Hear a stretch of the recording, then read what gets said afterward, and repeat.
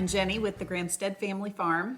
And we are coming to y'all from Northeast Florida as two American farmsteaders, doing our best to grow our own food, share our homesteading experiences with you, and encourage you to grow a little food of your own. Yes, and today we are coming to y'all to talk all about spring planting. Yes. Yeah, because for a lot of us and a lot of our listeners, it's about that time. Yeah. Especially for the Florida gang. Yes.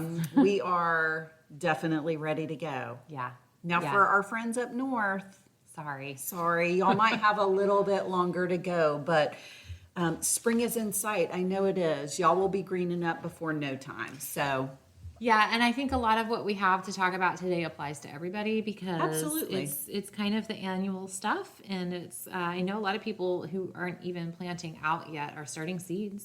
yeah, So absolutely. So we wanted to touch base about all the spring things. yay! Yeah.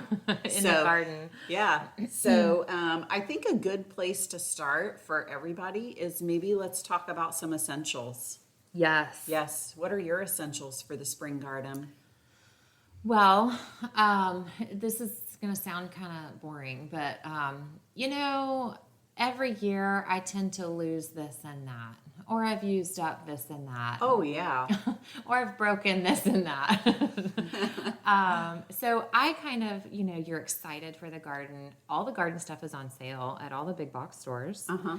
And I just use this as an opportunity to start fresh, load up fresh. So I go through my things. So usually I have to start by collecting the things because they're everywhere. They're everywhere. There's a pair Truth of be told. clippers left in the garden and a shovel and a bucket in the shed somewhere, So yeah, I gather up all my things. I clean up all the things. I do away with the broken things or fix them if they can be repaired.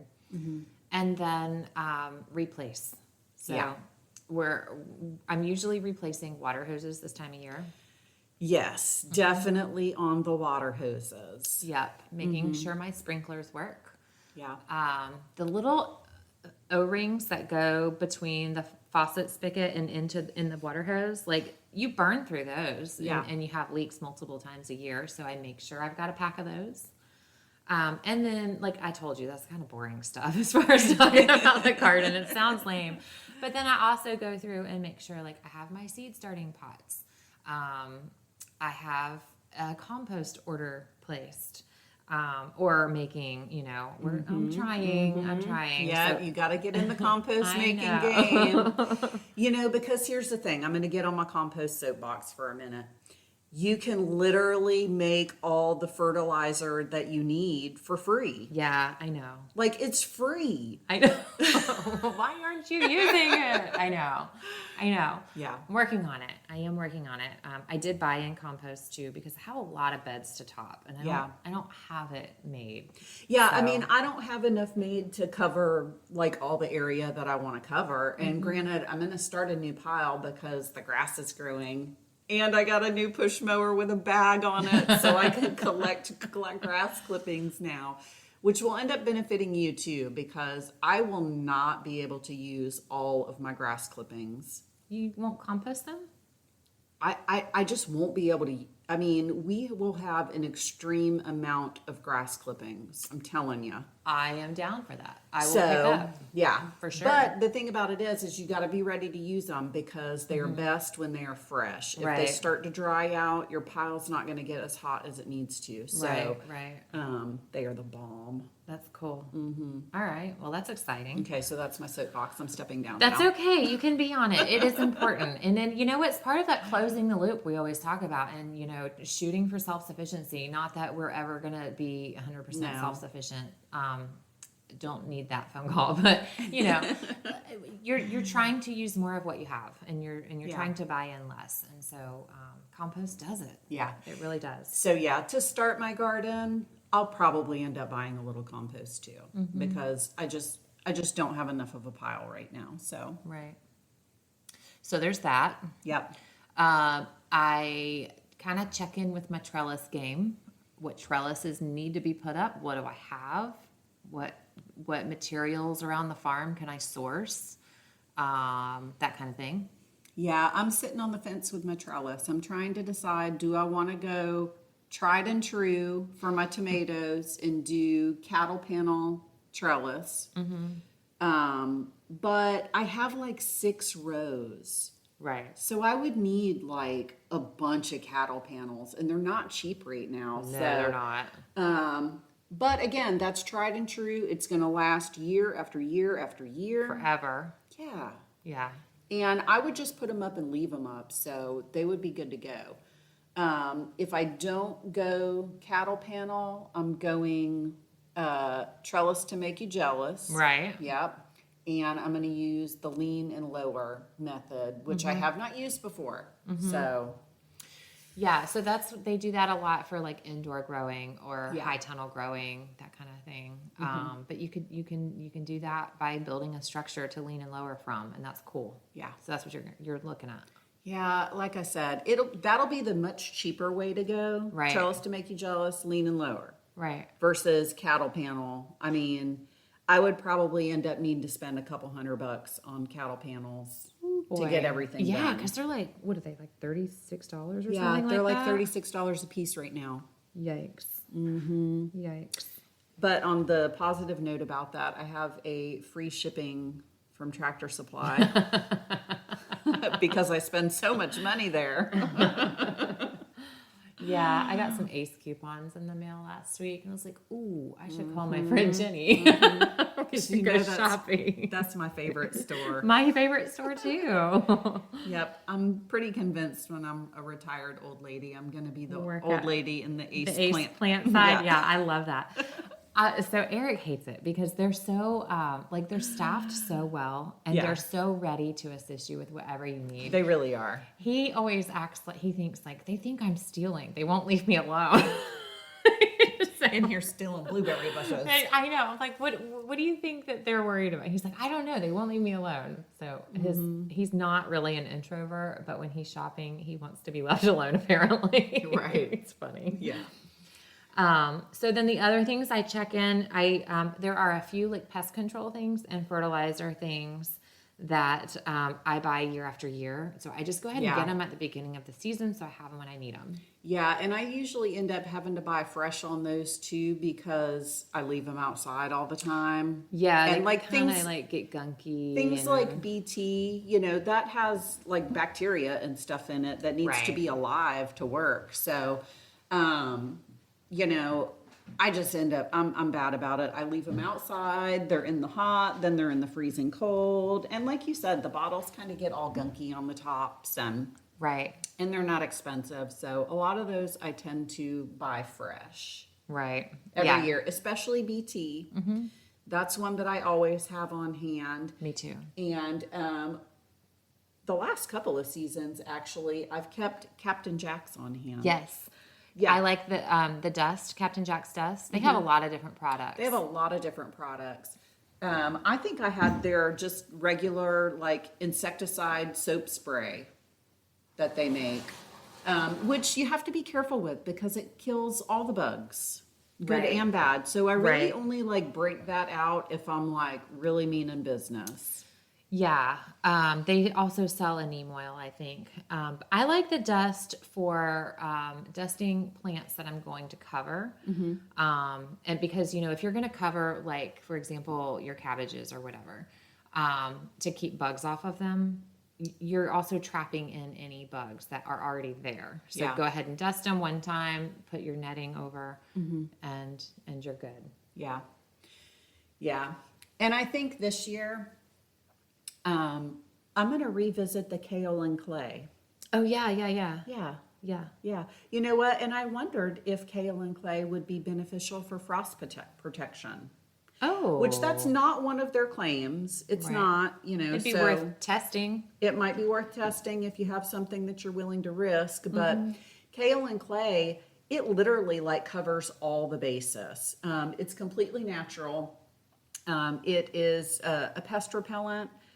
Fungus, blight, all of those things. It blocks some light off. It keeps sunburn off. It helps plants retain moisture so you don't have to water as often. And I thought, that's what got me thinking about the frost protection on it. Like, okay, if it's going to protect the plant from the sun, right, and help it retain moisture, right, would it also protect it from like maybe a light frost? I mean, you could test that on grass.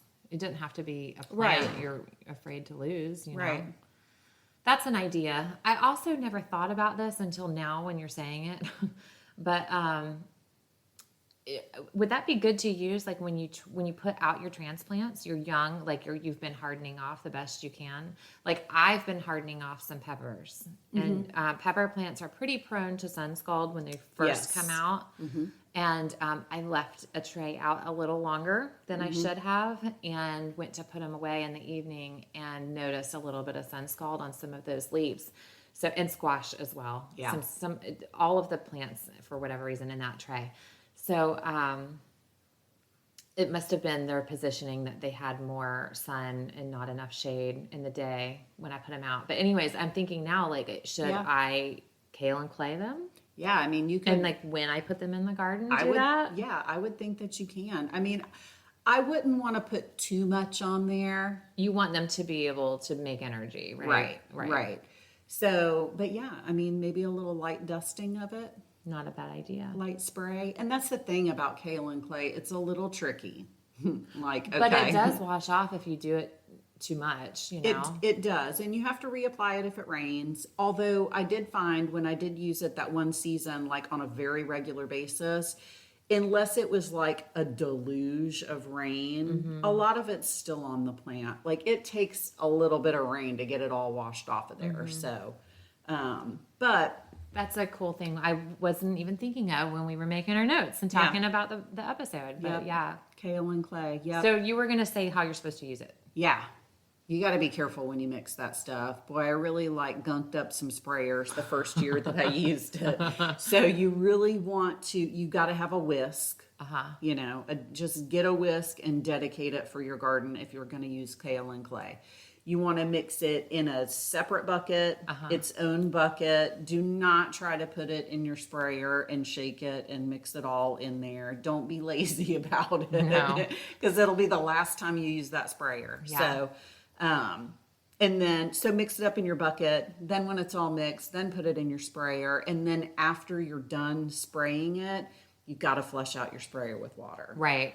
Or it'll gunk it up and you'll never get it out of there. That's something I'm really bad about doing too. I'm bad about that with neem oil in my sprayer. If I use neem oil, then, and I do this with like my pump up, my big sprayer or my hand sprayers. Like I'm bad about it. Leave it in there and it gunks it up. It's forever toast. So that's another thing that I need to check on are my sprayers. Right. Out of the 10 that I have, which one actually works? So I am a crazy person about my sprayers because Eric's all about spraying stuff all the time. He uses diesel he sprays diesel on with his equipment for work with grease. He's got a sprayer for soap in the cars, and then he's funny about it, but he will interchange these sprayers, and I'm crazy on the other end where I'm like, no. I have written on mine, Mama's garden sprayer, do not use. This is mine. So I have one for cows for fly spray, and I have one for my garden, and if I catch somebody else with one of my sprayers, God help you. Right. Because if you put diesel in my garden sprayer and you kill my garden, we're not going to be happy. You. Yeah, it's not going to be good. It's not going to be good. So yeah, check and make sure your sprayers are working. Yeah. So those are essential things. Make sure your tools. clippers are clean and sharpened. Yeah. And I need new clippers. And I will go straight to the Dollar Tree and buy the ones for $1.25. Oh, I love the Dollar Tree clippers. Right, but they literally only last a season. Yeah. But for $1.25, I like them because they're super small and you can just keep them in your pocket. But they don't do anything heavy duty. They're like the precision tip nippers. Yeah. Other than our essentials, how about, we can talk about planting, right? Knowing when your last frost is. Yes. That's important. Yep, I am convinced I'm probably going to have a wee bit of frost at my house tonight. You think so? Mm-hmm. I'm going to cover my starts that I have set for my plant sale this weekend. Yeah. But other than that, I'm not covering anything in my garden. Yeah, at first I was thinking I should cover my potatoes. I think they'll be all right. But then I started thinking maybe I could just spray them with the kale and clay. Well, maybe. Mm-hmm. Yeah, so I might do that. I don't know. If I can find a working sprayer. Right. So in my garden, I have they're new garden beds, and we put in last year and the year before when we just got started. We really didn't plant until last year, so we're still building soil. We bought in quote unquote landscape soil because we needed a lot, right? And it was cheap. That's a filler, right? And it's a cheap filler. It wasn't like cheap, but it's cheaper than like putting in that much compost, right? Then I topped the beds with compost. So like the last couple of inches got compost. Mm-hmm. Then when I actually put plants in, and even seeds, if I'm doing seeds direct sow, I dig my little hole. I drop some really good high quality potting soil. Yes. And I like what is it called? Fox Farm. Thank you, Fox Farm. Yes. I like all of their bagged potting soils. It's really good. I just kind of pick and choose. I want this one. I want that one next time. Yeah. It's not cheap. It's the most expensive one that you can buy. It is. Yeah. It's not cheap. But when you're talking about just using it sparingly, like if you're direct sowing, digging a little trench, or putting in a transplant and just surrounding it with some of that good soil. Right. So that's not so bad. That's how I do it. That's what we do. And I'll tell you this. Here's an experiment that happened this year by accident. I started, I don't know how many hundreds of plants for this plant sale, right? I started out with the Fox Farm soils. Those plants look amazing. Okay. I tried to cut corners and started using a cheaper soil. They did not look so good. I even went and topped. Then I was like, okay, well, let's do a combo. Right. Like, let's do a half and half and top some pots with the Fox Farm. The bottom half wasn't like the cheapest you could get either. I mean, it still was like $15 a bag, you know? And no, they don't look anything like the Fox Farm. Interesting. So not sponsored or anything like that, but it's my favorite stuff. I also like their fertilizers. Okay. Yeah. So now I'm trying to remedy some of that quickly before the sale with their fertilizers and repotting some of that stuff in some good soil. Yes, they make a tomato fertilizer. I believe it's called Grow Big, something like that. Mm-hmm. And it's specifically for tomatoes. And there is a gentleman that works in the plant department at Ace Hardware that like swears by it. Like every time I go in there, he tries to sell this stuff to me. So really? Yeah, I think I'm actually going to try it this year because I've heard really great things about it. Okay. Mm-hmm. I am using a small bottle of the fertilizer called, it's called Boomerang. So it's like basically the idea is to bounce back, right? Okay. To get your plants to come back. So if, and I'm using that on those plants today, actually, that didn't look so great in the crappier soil. Mm-hmm. So we'll see. Yeah. We'll see. So speaking of tomatoes, because really if we do get some frost, this will be it for our area. This is actually our scheduled last frost date, average last frost date. It is, and we usually have one mid-March. We'll usually have beautiful weather and then a random freeze. I had some time hop memories come up that mentioned we were covering all of our plants. I know, there was that one year, like I went all in. I had my whole darn garden planted. We had a hard freeze, didn't we? Yes, it was terrible. It was awful. And that was the last year that I did that. And I was like, I'm not doing this again. I'm just going to be patient and I'm just going to wait. So literally the only thing I have in the ground, other than my winter stuff that I'm still waiting on to go to seed, are my potatoes. And I've got a few eggplants put in too already that you gave me. Those are already in the ground, so I'll probably need to cover those, but those will be easy. They're still pretty little, so. I have some stuff in. So I bought compost. So I went ahead and planted a box with green beans with it to test it to make sure it doesn't have any kind of herbicide damage to it. Yeah. Then I found other friends who are using the same compost from the same supplier, and they're all using it with good success. So I'm planting out before the beans come up. But all that to say, I have beans. I have some peppers planted. Okay. I have some cucumbers planted. I have dill. I have potatoes. Like, I have a lot of stuff that could go bad. But where we're situated, and I think I've mentioned this before, the actual location of my garden on our property and the way the elevation goes, I don't think I'm going to get any frost there tonight. Yeah. I think we're good. I mean, our temperature this morning was 43, and it was forecast to be 43. It's the same is supposed to be tomorrow morning. So I think I'm good. We usually end up at least 3 degrees colder than what's forecasted. And the last time I looked, it said 37. Ooh, boy. So it's going to be chilly. Yeah. It's going to be chilly. So, got to be ready for it. Yeah, I'll cover some stuff. And then like tomorrow, I think I'm going to be putting tomatoes in the ground. Oh, yeah. Oh, yeah. I'm playing in the garden all day tomorrow. Like, I ain't waiting no more. Like, this is it. Boom, tomatoes are going in. And my cucumbers, I don't normally start cucumbers, like, inside, but I did this year for whatever reason. And they are literally screaming to come out of the pots. Right. So, I've already got the trellis up where I'm putting the cucumbers, too. So, Yay. I'm like, yay, the They need to cucumbers go are going in. to take off. Yeah. Hopefully. Yeah, I'm mean- excited. I've got a lot of that stuff ready to go. I've got flowers ready to go. Yeah. I've got sunflowers I started in pots to put out. Yeah. So do you have like a tried and true method of like how you usually plant your tomatoes? Because everybody does it a little different, I feel like. Yeah, and I kind of do it a little different every year. I mean, and here's what I found. They all work. Right. I mean, I've never not had tomatoes. Right. And I've done all the things. I've dug the deep holes with the bucket in the middle of 3 or 4 plants, had great tomatoes. Right. I've done dig a trench and lay the tomato vine on its Sideways. side, right, and bury it all the way up to its foliage. It's done great. I've buried eggs. I've buried Epsom salt. I've buried, I've done all of those things.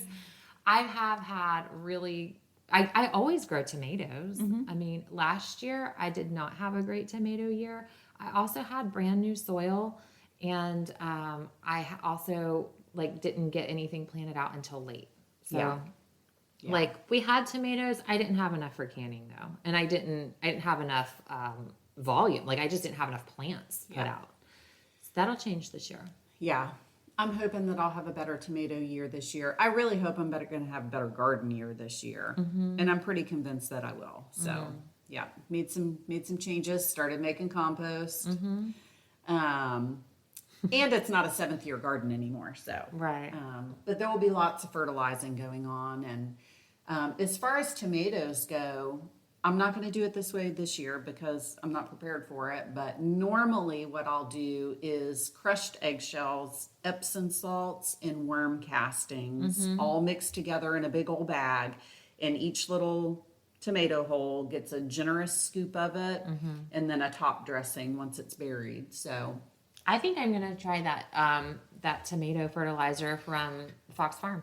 yeah, I bought an organic fertilizer specifically for tomatoes for when you plant them. I can't remember what brand it was though. It's not the one you were just talking about? No, that brand is for when the fruits are starting to set. Oh, like to prevent blossom and rot. and You stuff. use that when your fruits are just now starting to set to grow big tomatoes. Okay. Yes. Okay. Yeah. So we need to know what's the other one that you're using when you plant. Yeah, I'll have to look at it when I get home, but it's just like a granule, and it has more calcium and magnesium than just like a standard fertilizer. So, Interesting. Very cool. yep. Yeah. So I guess, there's all kinds of, we were talking like planting tomatoes and how you do it could be such a hot topic amongst gardeners. It's kind of ridiculous. So, look at all the ways and try them all and you do you. Yeah, but bottom line, Plant them deep. Plant them deep for sure. I think that's one thing that everybody's going to agree upon across the board. Like, plant them deep, at least 2/3 of the way deep. Like, they'll look big when they're sitting on your shelf, and then you plant them, and you're like, dang. That's all I grew for the last 2 months. Like, it's this puny little tomato. But Right. that'll help them establish a really good root system. Because if you actually look at your stem of your tomato, you see all those little hairs on it. Those are potential roots. Right. So you want to bury those so they have a nice, strong root system. For sure. Yep. For sure. Yeah, definitely do that. Definitely do that. You know what else I'm excited to get in the ground are my Seminole pumpkin seeds. Yeah. And my sweet potato slips. Oh, yeah. Yeah, because my they're ready. Those are another thing they're like screaming to get out of that glass jar of water. Like, Right. please put me in the ground. Need some soil. Yeah. Yeah. Sweet potatoes. That's a really great crop, especially if you're a new gardener, a first-time gardener, or you have kids gardening. Like, Yeah. that is something that will totally motivate you to keep going. It's exciting to dig them up, Yeah, it right, when is. it's time. But it's easy. They are so easy. You can eat their greens all summer long. Sweet potatoes are fun. Yeah, I'm going to use those and the Seminole pumpkins in my grocery row garden rows, at like underneath all my trees and the big bushes that we did. Oh, and speaking of like ground those, cover. yes, as a ground cover, because that area of my garden gets super grassy and super weedy. So I'm hoping that those things will keep it at bay, Right. because I don't normally have a ground cover back there. So That's what I'm doing under my blackberry plants on the back side of my garden with the Seminole pumpkins and watermelons. Yeah, just letting them ramble on. exactly, Yeah. let them take up the space. So my strawberry guava tree that I thought was dead Yes. is actually showing signs of life. Mine is too. I need to prune it. It does have a few limbs that I don't think are going to come back. But yeah, that's come back to life. My moringas come back. Oh, nice. Yes. My grapes are waking up. Mine are too. Yes. They finally have leaves on them. I'm like, okay, Yes. thank you. I didn't kill them. Yeah, no, and in fact, so we bought grapes together. I bought 2 plants. Those have been awake, but I feel like I can watch them grow day by day now. Like, the vines are growing on. Nice. I bought a 3rd one because I was in the Tractor Supply last week, and let's see if they have, what seeds are different than what I have, And I was walking down the seed aisle there, and a grapevine literally hit me in the back of the head. And I turned around, like I thought somebody was trying to get my attention, And I turned around, and it says grapevine, and it's the only one that had green. Okay. I was like, you're coming home with me. Right. So I planted it. And then we had a nice big established muscadine vine in the front, and we moved the fence last year. It grew grapes until we moved the fence and the cows could get to it. We actually lost all the grapes before that to birds. So that's something we're going to have to troubleshoot and plan for, how to keep the birds from eating the grapes before that happens. Yes, I have been thinking the same thing about my blueberry bushes that I put in my garden, because they are loaded with Me blueberries. too. I am Mine are too. so excited about that. Yeah. But it got me thinking about them during crows, because Right. that's how I lost most of my peaches last year, was to the crows. Yeah, I wonder, I kind of want to build a scarecrow and move it around the garden just for funsies. I wonder if it will really work, though. So, yeah, netting or something we're going to have to do. But yeah, so all that to say, I got 4 grapevines coming to life out there on the fence. And what was the point of telling you that? I don't even remember. I don't know. The grapes are coming back to life. Yeah, so We're like, going to have grapes. the perennial things are waking up. Yeah. So that's exciting. Tend to those things. Yeah. That's something to do. Absolutely.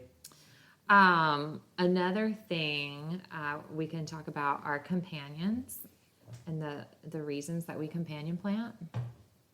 Yeah, speaking of, I need to start basil because I have like 7 varieties of basil started. nice. They're not all up yet, but they're coming. Yeah. I told myself that I was going to start it ahead of time, but I just didn't end up doing that. So, but yeah, I mean, even if I end up direct sowing it grows pretty quick, Right. you know. It does. I mean, if you have like 30, 45 days, you got basil. Oh, yeah. Yeah.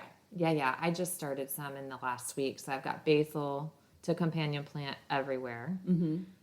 Dill, we talked about before, Dill, is going all over the place. Yep, I started dill ahead of time, although they look kind of scrawny and leggy. They need to go to the ground. Mm-hmm.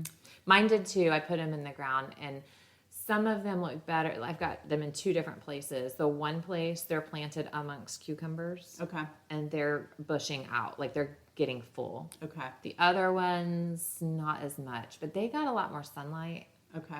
And I think that transplant shock probably hit them a little harder. Mm-hmm. So, but they're all alive. They're there. They'll grow. When this cold passes, they'll grow. I'll probably direct sow some borage. I call it borage, but I'm a little rednecky, so Yeah. I don't know if that's right or not. Those flowers taste amazing. They taste like little cucumbers. Mm-hmm. And that's really good to put in with your tomatoes and stuff like that. Right. Bring the pollinators in. I'm also doing some cosmos. Okay. Mm-hmm. Nice. Yep. Some, you know what actually I was just reading this morning as a good companion plant is geranium. Oh, really? Which geranium oil is supposed to be a bug deterrent. It's used by essential oil enthusiasts as in bug spray. I do know that. So yeah, planting some flowers out. Yeah, I'll be planting lots of sunflowers. Actually, when I was pulling weeds the other day, I found a couple that had seeded themselves. So I don't know. I might try to protect those tonight if I remember. I have one that's about a foot tall out there in the garden that volunteered in an exact place that one grew last year. So yeah, I had all of my sunflowers in one like kind of central location last year, but this year I really want to try to spread them out because they were a great trap crop. yeah, they are. So another trap crop that I really like to do are turnips.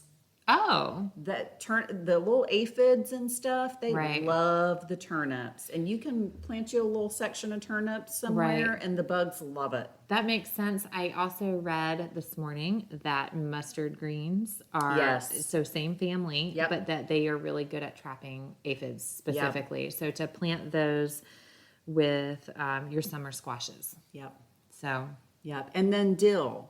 Dill is great for your cucumbers. everywhere. Dill everywhere. Yeah. It helps keep those little worms out of your cucumbers. Mm-hmm. Yep. Yeah, so companion planting provides diversity. So half of my garden is in raised beds, like structured 8x4 lumber metal raised beds. 2 of those of the 14 last year that I just planted willy-nilly all kinds of things instead of doing like a box of green beans, Right. or a box of okra or whatever. I planted multiple things, a variety of things, and those 2 boxes did the very best. They were beautiful. They were full of bees and wasps and all kinds of things. I got more fruit out of those. Like the squash that was in that box did better than the squash that was anywhere else. So yeah, I like that. And honestly, it was way more eye appealing to see those 2 boxes. That's what I was going to say. It's so pretty. Yeah. Yeah. They did great. I had this one box had a sunflower, and then it had some tulsi, and then it had a yellow squash and a zucchini, and like a cherry tomato that just it volunteered, and I didn't stake it. I just let it do its thing. It brambled out and spilled out over the box. And Nice. grew more cherry tomatoes than any of the cherry tomatoes that I planted. Right.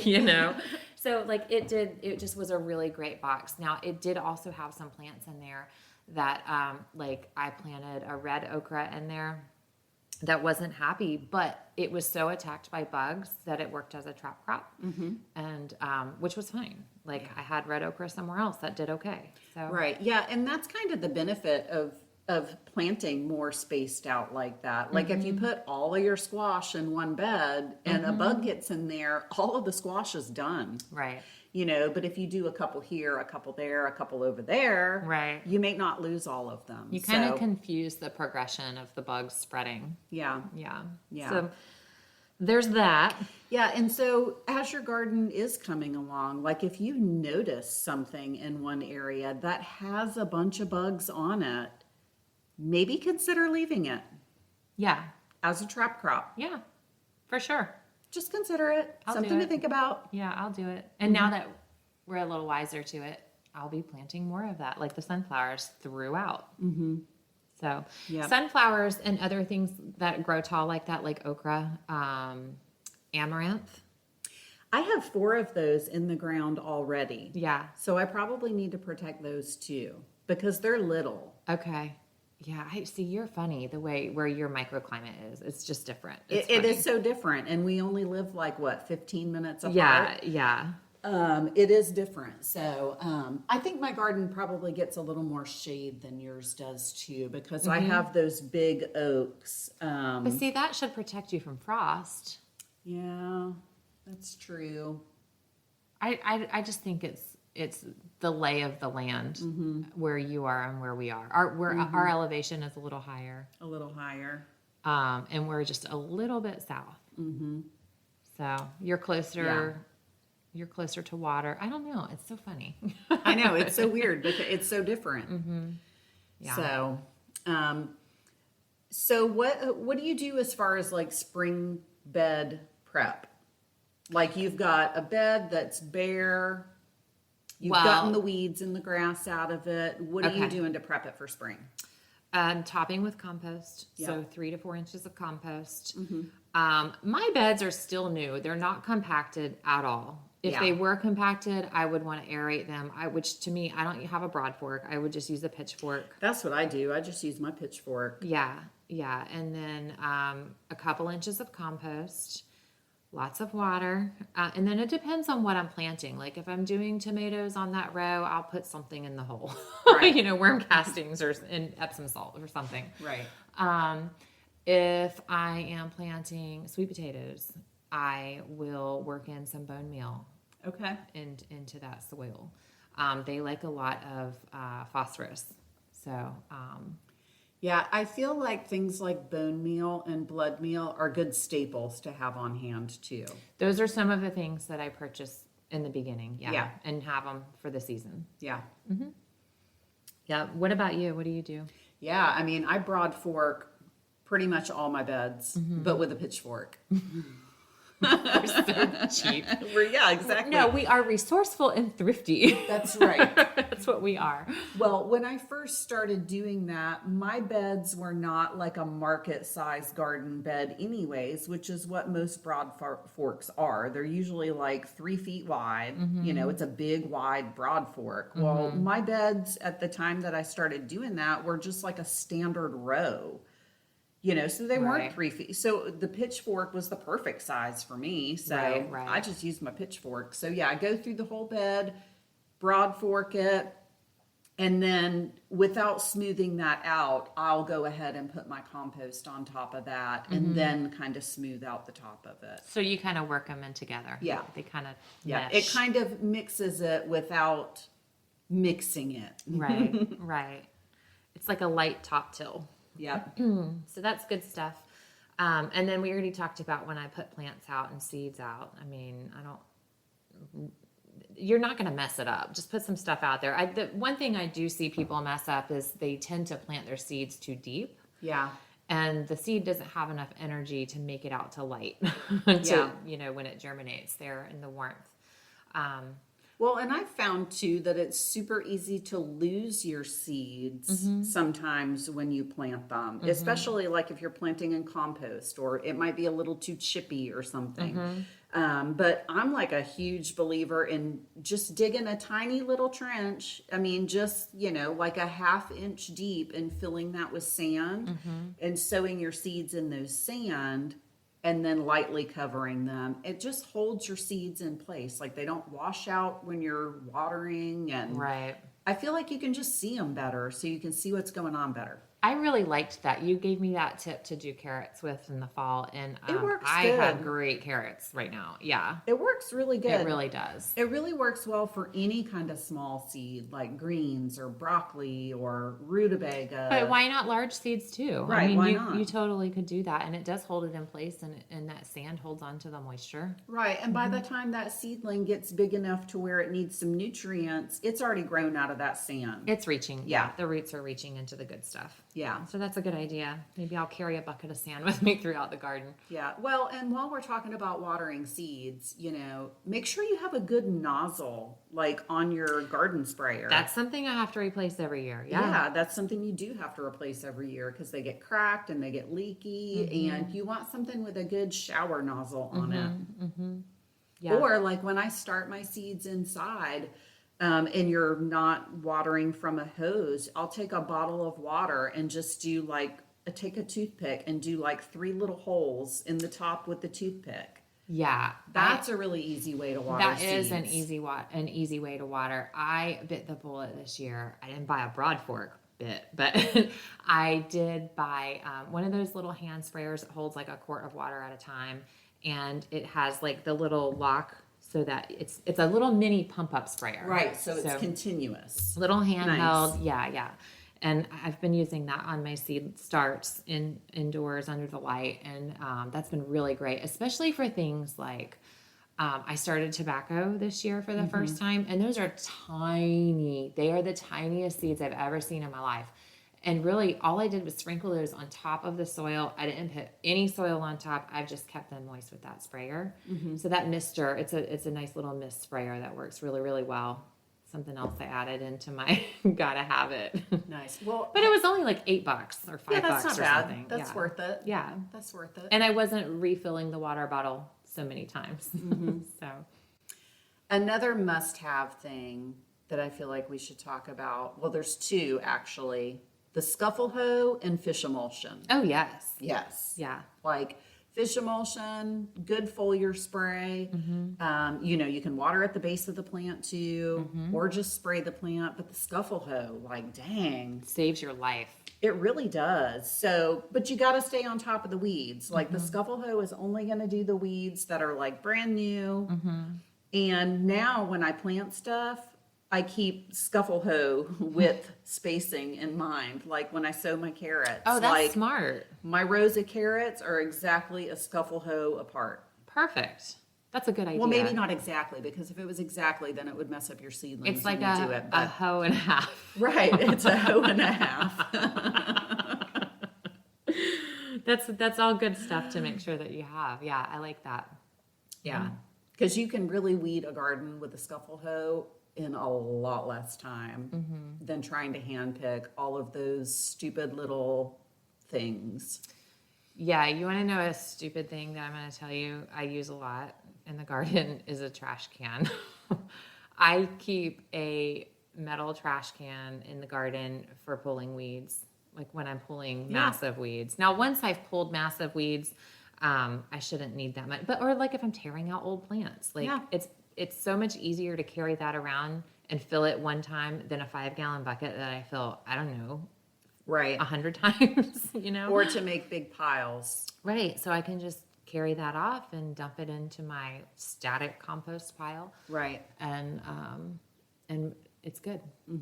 So yeah, I mean, we get excited about the fun things like the wagon and the fun little stool and the kneelers and, stuff like that. That's all like, maybe it's fun and keeps you motivated to garden. It's cutesy kind of stuff. Right. But it's not necessary. Yeah.